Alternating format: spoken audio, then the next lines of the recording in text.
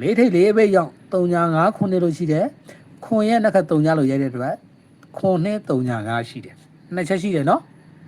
ဟုတ်ပြီနောက်တော့ဗာတစ်ချက်ရှိမယ်တစ်ချက်နှစ်ချက်ဟုတ်ပြီအလဲခါပါဝါဖြစ်ထားတယ်အလဲခါပါဝါရဲ့နောက်မှာ2ခွန်9 3ညာဆိုတဲ့ခွေဘူးလိုက်တယ်ဆိုတဲ့ formula ရှိတယ်အလဲခါ9 3ညာလို့ဖြစ်ထားတဲ့2ခွန်9 3ညာမလိုက်ဘူးဒီမှာအလဲခါပါဝါထပ်ထောက်တဲ့2ခွန်9 3ညာမလိုက်ထားသေးတဲ့အတွက်ဒီအလဲခါပါဝါကြောင့်1ရက်2ရက်3ရက်4ရက်ဖြစ်ထားတဲ့အတွက်ဒီ2ခွန်9 3ညာဆိုတဲ့အခွေတကယ်ပေးမဲ့ဆိုရင်ဒီဘုံတော်ဦးမကျော်ဘဲနဲ့ပေးဖို့ရာခိုင်တော့အားကောင်းပါတယ်free ဆိုပေမဲ့နောက်ထပ်မူတစ်ခုကလည်း2ခွန်9 3ညာဆိုတဲ့ဇာတ်လမ်းတက်တစ်ချက်ရှိသေးတယ်၄ချက်စုံတယ်ကျွန်တော်သာတပတ်စာနေအခွေထုတ်မဲ့ဆိုလို့ရှိရင်တော့လေးလုံးခွေတစ်ခုကိုထုတ်မဲ့ဆိုရင်တော့အဲ့လိုမျိုးပေါ့နော်ပါဝါနက်ခတ်လှန်ပြီးထုတ်တဲ့ပုံစံကိုထုတ်မဲ့ဆိုရင်တော့သေးကြတယ်2ခွန်